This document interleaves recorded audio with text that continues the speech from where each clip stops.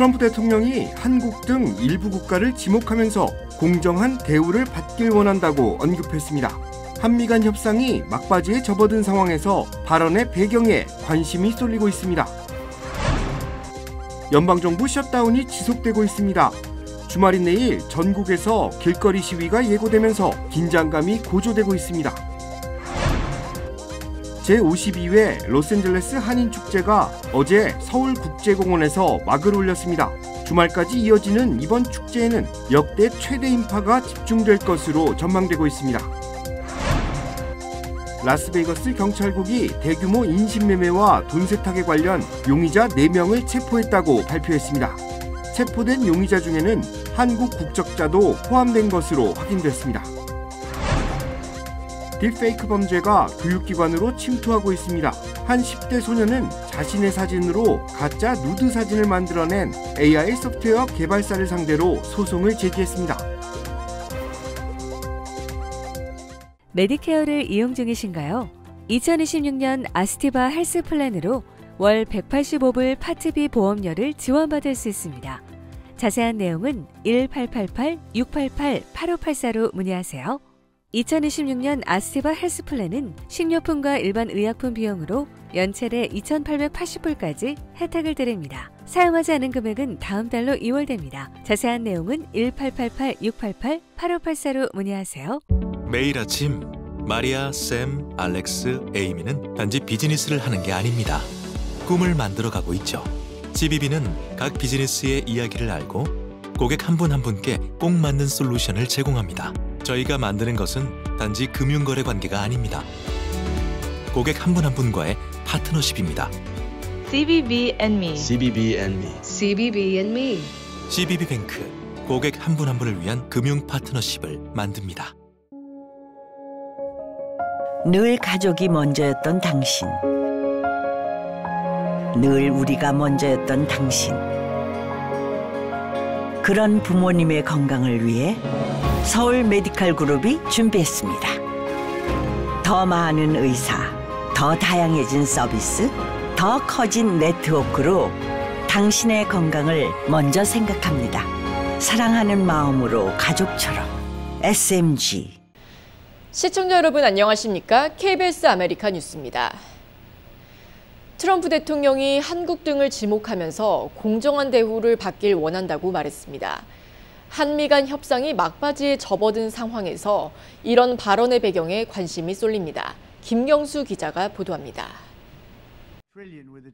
트럼프 미국 대통령은 젤렌스키 우크라이나 대통령과의 회담 뒤 기자들의 질문에 답하면서 중국과의 협상을 언급했습니다. 미국은 더 이상 어리석지 않다고 강조했는데 이 과정에서 한국과 일본, 유럽연합까지 지목하며 공정한 대우를 바란다고 강조했습니다. The fairly is hundreds of billions and even trillions of dollars coming into the United States, and it's our national security is secure because of tariffs. 중국은 미국 덕분에 부유하게 됐고 미국이 그들의 군대를 키워준 셈이라며 더 이상 이용당하지 않겠다고도 했습니다.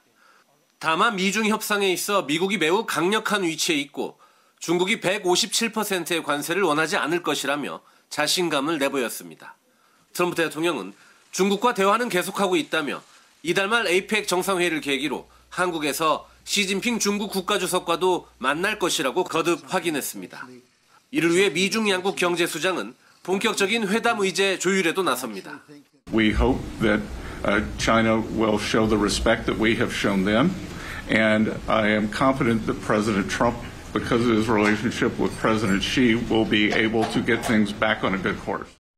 베센트 미국 재무장관과 허리펑 중국 부총리는 오늘 전화통화를 갖는 데 이어 다음 주 말레이시아에서 만날 예정입니다.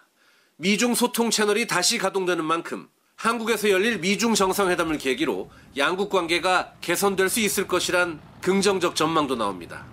워싱턴에서 KBS 뉴스 김경수입니다. 연방정부 셧다운이 장기화되는 가운데 의회 갈등이 거리로 번지고 있습니다. 트럼프 행정부의 권한 남용을 규탄하는 노킹스 데이 시위가 내일 미 전역에서 예고된 가운데 양당 의회 대표가 상반된 입장을 내놓으며 긴장이 고조되고 있습니다. 윤범수 기자가 보도합니다. 노킹스 데이, 트럼프 대통령을 왕에 비유하며 미국이 민주공화국임을 강조하는 메시지를 담고 있습니다. 현 행정부의 불체자 단속 등 강경 정책들을 반대하는 대규모 시위는 이번이 두 번째로 앞서 첫 번째는 트럼프 대통령의 생일이자 육군 창설 기념일 군사 퍼레이드가 열렸던 6월 14일에 맞춰 조직됐고 전국에서 수백만 명이 참여했습니다. 내일 또 한 차례 예고된 시위의 핵심은 정부 셧다운입니다. 예산안 처리를 둘러싸고 의회에서 벌어지고 있는 정쟁과 갈등이 장외전으로 번지는 것입니다. 당장 이번 시위를 놓고 여당인 공화당과 민주당의 입장차는 극명하게 갈리고 있습니다. Tomorrow, this rally is not about freedom. It's about the opposite. For many of our Democrat colleagues, tomorrow is about creating really a spectacle. That's what they've been doing here every day of the shutdown. The notion that the No Kings rallies is anything other than a patriotic act consistent with the First Amendment right to express yourselves and petition the government for a change in policy continues to reveal that Republicans are clueless as it relates to the Constitution of the United States of America, or they continue to lie. 내일 시위는 미 전역 2,500여 곳에서 동시다발적으로 이뤄질 예정입니다. 캘리포니아 주 내 200여 곳, LA에서도 10곳에서 시위가 예정돼 있습니다. 특히 연방정부의 공권력 투입이 지속되고 있는 LA와 시카고 등 대도시에서는 일부 극단주의 세력의 개입이나 시위대와 경찰 또는 반대 시위대와의 충돌이 우려되는 상황입니다. 정치적 대립이 의회를 넘어 거리에서 표출되면서 미국 전국의 혼란은 더욱 확대되고 있습니다. KBS 뉴스 윤범수입니다. 크리스티 놈 국토안보부 장관이 정부 셧다운 기간 동안 연방 이민세관 단속국 ICE 요원들과 법 집행관 요원들은 근무한 모든 시간에 대해 급여가 지급될 것이라고 밝혔습니다. 놈 장관은 어제 SNS X를 통해 출입국과 세관, 국경보호 등에서 근무하는 7만여 명의 요원은 오는 22일 슈퍼체크를 받을 것이라고 밝혔습니다. 국토안보부는 필수적인 업무로 간주돼 정부 셧다운 기간 동안 요원들은 계속 근무하고 있습니다. 그러나 대부분의 공무원들은 셧다운 기간 동안에도 여전히 근무하고 있지만 급여를 받지 못하고 있습니다. 국토안보부는 국민의 생명과 재산을 보호하기 위해 법 집행관을 포함한 16만 1,000명의 필수 직원이 근무하고 있습니다. 하지만 직원 모두가 슈퍼체크 대상자는 아니라며 불법 체류자 체포, 추방작전 집행관 등 총기를 소지하고 체포 권한과 배지를 소지한 요원들이 급여 대상자라고 놈 장관은 설명했습니다. 제52회 로스앤젤레스 한인축제가 어제 서울국제공원에서 막을 올렸습니다. 주말까지 이어지는 이번 축제에는 역대 최대 인파가 집중될 것으로 전망되고 있습니다. 축제 첫날 진행된 개막식 현장을 이우수 기자가 다녀왔습니다. 청사초롱으로 하늘을 뒤덮은 거리를 가득 메운 외국인들. 한국의 옛 거리를 그대로 재현한 사진관을 찾은 방문객들의 모습도 보입니다. We just got here. We tried some food. It's my first time in Koreatown, and I love to see different cultures. And we are here with my friends. They're Korean. 제52회 로스앤젤레스 한인축제가 개막했습니다. 재단 측은 올해 축제가 한인 커뮤니티가 다문화 커뮤니티로 뻗어나가는 발판이 될 것이라고 강조했습니다.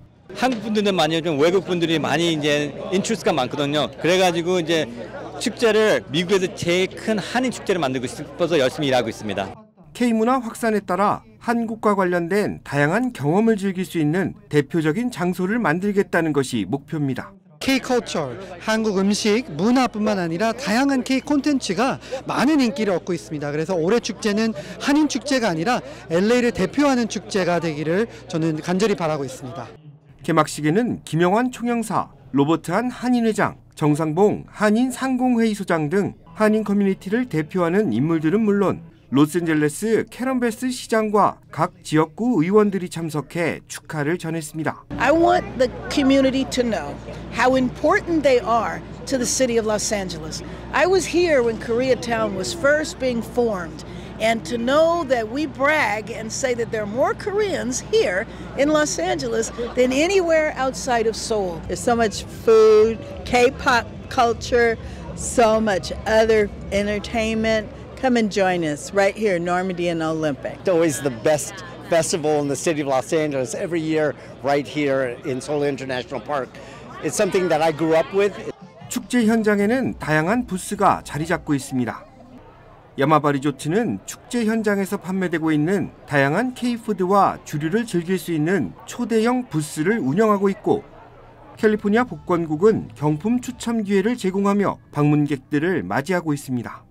현대차 미국 판매법인은 아이오닉 9 등 최신 전기차를 축제 현장에 전시하면서 설문에 참여하는 방문객들에게 사은품을 증정하고 있고, 기아 미국 법인은 EV9 등 주력 전동화 모델을 전시하면서 방문객들과 소통을 나누고 있습니다. 소상공인들의 부스도 방문객들에게 인기를 얻고 있습니다. 특히 한국의 미를 찾아볼 수 있는 제품들이 큰 인기를 얻고 있으며 한국산 반려동물 관련 제품을 구매하는 소비자들의 발길도 이어졌습니다. 각 지역 특산품을 판매하는 농수산 엑스포는 주말이 시작되는 내일을 기점으로 큰 인기를 끌 것으로 전망됩니다. 제52회 로스앤젤레스 한인축제가 어제 막을 올렸습니다. 이번 축제는 오는 일요일까지 이곳 서울국제공원에서 이어집니다. KBS 뉴스 이우수입니다. 라스베이거스 경찰국은 대규모 인신매매, 돈 세탁 수사와 관련해 한국인을 포함해 4명을 체포했다고 밝혔습니다.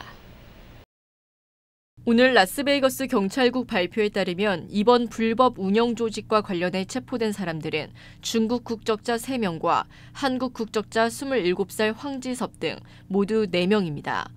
경찰은 2년 전부터 수사를 통해 라스베이거스 센트럴밸리 지역 내 일부 마사지 업소들이 불법 성매매 활동을 해온 것을 파악했다고 밝혔습니다. 체포된 4명은 전신사기, 돈세탁, 조직범죄 등 불법 활동으로 중범죄 혐의를 받고 있습니다. 라스베이거스 경찰국은 인신매매 피해자를 보호하고 범죄자들을 법의 심판대에 세우는 데 전념하고 있다고 강조했습니다.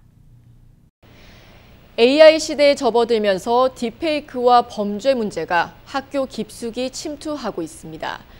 가짜 사진 생성 도구로 인한 실제 피해가 잇따르며 사회적 우려가 커지고 있습니다. KBTV 김은지 기자입니다. 월스트리트에 따르면 뉴저지의 17세 소녀는 과거 자신이 수영복을 입고 찍은 사진을 자신의 인스타그램 계정에 올린 적이 있는데 고등학교 동급생인 남학생이 이 사진을 이용해 가짜 나체 사진을 만들었습니다. 또 같은 반의 일부 남학생들은 이처럼 AI 도구로 생성한 여러 학생의 가짜 나체 사진을 단체 채팅방에 올려 공유한 것으로 알려졌습니다. 이들이 가짜 나체 사진을 만들 때 사용한 AI 이미지 생성 소프트웨어는 바로 클로드오프로, 소녀는 클로드오프의 개발사인 AI 로보틱스 벤처 스트래티지 3를 상대로 소송을 제기했습니다. 또 메신저 앱 텔레그램이 자동화 프로그램을 통해 클로드오프에 접근할 수 있게 했다는 이유로 텔레그램 역시 명목상 피고로 추가했습니다. 가짜 사진을 만든 남학생은 이번 소송에 포함되진 않았지만 소녀는 그를 상대로 별도의 법적 조치를 취한 것으로 알려졌습니다. 월스트리트 저널은 다크웹에서도 이용자들이 클로드오프 링크를 유포하며 이를 아동 포르노 제작 수단으로 활용하고 있다고 전했습니다. 매체는 샌프란시스코시 검사장인 데이비드 치우를 언급하며 그가 지난해 클로드오프를 포함한 주요 딥페이크 누드 사이트 16곳을 상대로 소송을 제기해 이 가운데 10여 개의 폐쇄를 끌어냈다고 전했습니다. AI 누드 합성 기술은 명백한 디지털 성범죄입니다. 피해를 막기 위해서는 가정 및 학교 내에서 청소년 대상 디지털 성윤리 교육과 함께 AI 기반 성착취물에 대한 법적 대응 체계 강화가 시급하다는 지적입니다. KBTV 뉴스 김은지입니다. 3,500억 달러 전액을 현금, 선불로 내란 미국의 요구에 한국 정부는 안전판이 필요하다는 입장입니다. 한국이 제시한 무제한 통화 스와프에 대해선 협의가 진척이 없어 보입니다. 김진화 기자가 분석했습니다. 미국의 달러 대신 원화로 투자하자는 아이디어입니다. 미국 정부가 원화 계좌를 열면 한국이 원화를 입금하는 식을 생각할 수 있습니다. 당장 달러가 빠져나갈 일은 없으니 외환시장 충격은 덜 할 수 있습니다. 문제는 그 다음입니다. 미국이 원화를 계속 보관만 하거나 한국에 재투자할 게 아니라면 결국 사용 전에 달러로 바꿔야 합니다. 시점만 다를 뿐 대량 환전은 피하긴 어렵습니다. 다시 그 돈을 달러로 환전하려고 할 거 아닙니까? 그럼 그 원화는 다시 시장에 풀리면서 원달러 환율의 급등 요인이 될 거 아니에요. 미국 연준이 아닌 재무부와 유사 통화 스와프를 맺자는 방안입니다. 미 재무부가 운용하는 외환 안정기금에 원화를 주고 한국은 달러를 받는 겁니다. 문제는 규모입니다. 이 기금의 규모는 현재 2,200억 달러, 채무를 뺀 순자산은 430억 달러 수준입니다. 이걸 전부 한국에만 쓴다는 무리한 가정을 해도 3,500억 달러엔 한참 못 미칩니다. 다른 나라의 어떤 외환 위기 같은 상황이 발생했을 때 이 정부가 그 대출해주는 형식이에요. 사실은 대출 기금이고요. 투자 기금용으로 활용하기는 어렵고. 우리 정부가 달러 채권을 찍어 달러를 구해보자는 얘기입니다. 달러를 조달하는 건 좋지만 결국 나라 빚입니다. 국가 부채를 더 늘릴 수 있습니다. 더구나 달러 빚, 즉 외채입니다. 외채의 악몽, IMF 외환위기가 생각나는 대목입니다. 결국 어느 실험적 대안도 전례가 없고 부작용이 적지 않을 걸로 보입니다. KBS 뉴스 김준하입니다. 이어지고 있다. 내 손에서 가능성으로 이어지고 있다. 가능성이 도전으로 이어지고 있다. 도전이 성공으로. PCB의 능력이 나의 능력으로. 내가 만난 새로운 능력. PC빌리티 PCB뱅크. Blood sugar, a crucial indicator of blood sugar, weight control, the hidden battle inside us all. We have to make this work. Finally, the hope arrived. GL Pro. This will make history. Not your average supplement. Formulated to support natural weight management. Backed by science, powered by nature. GL Pro by 정관장.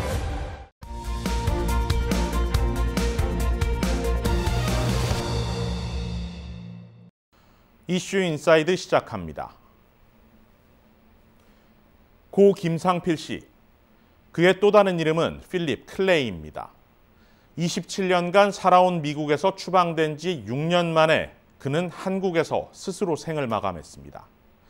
2달 뒤 유골이 되어 그토록 그리워했던 미국 땅으로 돌아왔습니다. 3살 때 미국에 입양된 신송혁 씨, 영어 이름은 애덤 크랩서, 기억하시는 분도 있을 겁니다.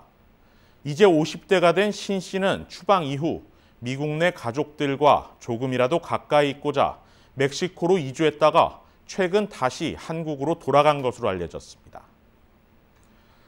범죄 기록이 있는 자들을 한국으로 돌려보낸 것이 무슨 문제냐고 말할 수도 있습니다. 그러나 친부모와 양부모 모두에게 버림받은 어린 아이들이 정상적인 삶을 사는 것은 결코 쉽지 않았을 겁니다. 입양인들에게 한국은 낯설고 두려운 땅입니다. 만약 입양기관이나 양부모들이 제대로 된 절차를 밟았더라면 이들은 지금쯤 당당한 코리안 아메리칸이 되었을지도 모릅니다. 한국과 베트남 전쟁, 냉전을 거치며 미국으로 입양된 아이들 상당수가 정식 입양 절차를 받지 못했습니다. 2020년 아동시민권법이 제정되면서 7만 5천 명이 구제됐지만 당시 법은 구제 대상을 18살 이하인 1983년 2월 27일 이후 출생자로 제한했습니다. 오늘날까지도 미국 시민으로 인정받지 못한 무국적 입양인은 4만 9천여 명에 달하고 이 중 한인 입양인은 거의 절반에 달합니다. 자신이 태어난 곳, 자라난 곳을 고향이라 부르고 그 고향으로 돌아가는 것을 귀향이라고 하죠.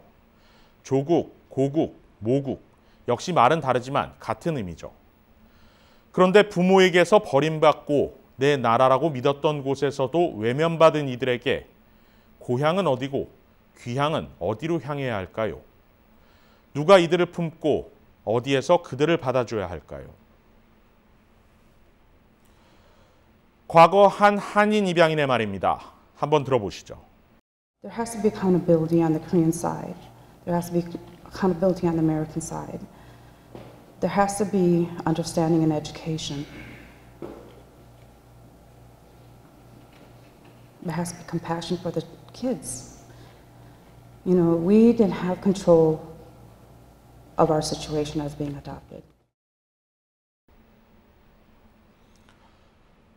엄연히 미국인 가정에 입양됐던 이들을 미국은 외면해서는 안 됩니다. 과거 고아 수출국이란 오명까지 얻었던 한국 역시 같은 핏줄을 외면해서는 안 될 것입니다. 아메리칸 드림을 꿈꾸며 함께 건너온 250만 미주 한인 사회 역시 도의적인 책임을 간과해서는 안 될 것입니다. 수십 년간 존재 자체를 부정당하며 살고 있는 무국적 입양인 대부분은 이제 고령의 노약자들입니다. 이달 1일 대한민국은 헤이그 국제아동입양협약의 공식 당사국이 됐습니다. 이재명 대통령은 해외 입양인과 가족, 원가정에 대한 국가의 책임을 인정하고 사과와 함께 실효적 지원 방안을 강구하겠다고 밝혔습니다. 또 미국 연방의회는 지난달 입양인과 미국 가정을 위한 보호 법안을 발의했습니다. 이제 계기가 마련됐습니다. 필요한 것은 우리 모두의 관심과 노력입니다. 이슈인사이드였습니다. 캘리포니아주가 최초로 제약사 없이 주정부가 직접 저가 인슐린을 공급합니다. 개빈 뉴섬 주지사는 어제 내년 1월 1일부터 주정부 의약품 브랜드 칼 알렉스 인슐린을 판매한다고 밝혔습니다. 칼 알렉스가 선보이는 인슐린 글라진은 사노피의 란투스와 동일 성분으로 5개 한 팩 소비자 가격은 $55, 주사 1개당 $11입니다. 현재 판매되는 비슷한 제품 가격과 비교하면 절반에서 최대 8분의 1 수준입니다. 주정부는 향후 아스파트, 리스프로 등 주요 인슐린 제품까지 확대하고 천식치료제와 임신중절약 직접 공급도 검토 중입니다. 캘리포니아주는 총 $1억 투입해 비영리 제약사 시비카와 협력해 생산을 진행합니다. 뉴섬 주지사는 이윤이 아닌 생명을 우선하는 정책이라며 캘리포니아 주민의 생존을 위해 인슐린을 아껴 쓰거나 빚을 지지 않도록 하겠다고 강조했습니다. LA 카운티가 치매, 자폐, 알츠하이머 등으로 실종 위험이 있는 주민들의 신속한 수색을 돕기 위해 GPS 기능이 탑재된 스마트워치를 제공합니다. 새로운 기능이 탑재된 스마트워치는 착용자가 설정된 구역을 벗어나면 보호자에게 즉시 알림을 전송하는 기능을 갖추고 있습니다. 또한 긴급 상황에서는 착용자가 SOS 버튼을 눌러 도움을 요청할 수도 있습니다. LA 카운티 셰리프는 새로운 기술 도입으로 효율적인 수색이 가능해졌으며 수색 범위를 좁힐 수 있다고 설명했습니다. 무료 GPS 스마트워치 대상자는 인지 기능 저하나 발달 장애 등이 있어 실종 위험이 있는 주민으로 가족이나 보호자는 LA 카운티 공식 웹사이트나 전화를 통해 무료로 신청할 수 있습니다. 한편 LA 카운티는 약 1,800명의 주민에게 추적 장비를 배포해 이 중 29명이 장비를 통해 가족과 재회했다고 밝혔습니다.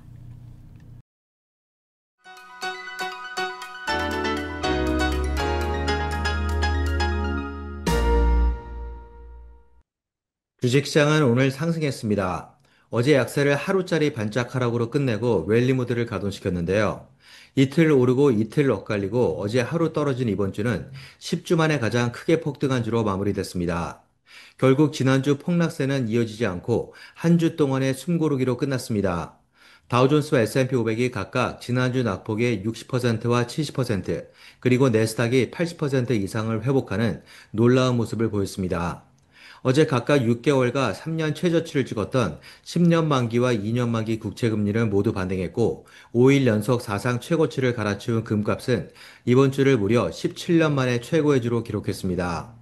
또한 지역은행들의 유동성 불안 소식에 어제 직격탄을 맞았던 투자심리는 몇몇 지역은행들이 투자 등급을 상향 조정받았다는 소식과 중국에 대한 트럼프 대통령의 완화된 발언으로 하루 만에 빠르게 진정됐습니다. 다만 투자 심리가 사자 쪽으로 완전히 치우치지 않고 팔자 쪽을 넘나든 상황에서 3대 지수는 강세와 약세를 오가며 요동쳤습니다. 그럼에도 어제 지역은행들의 폭락세가 번지지 않고 일단락되는 조짐을 보여 추가 상승 가능성이 높아졌음을 시사했습니다. 지금까지 김지한이었습니다.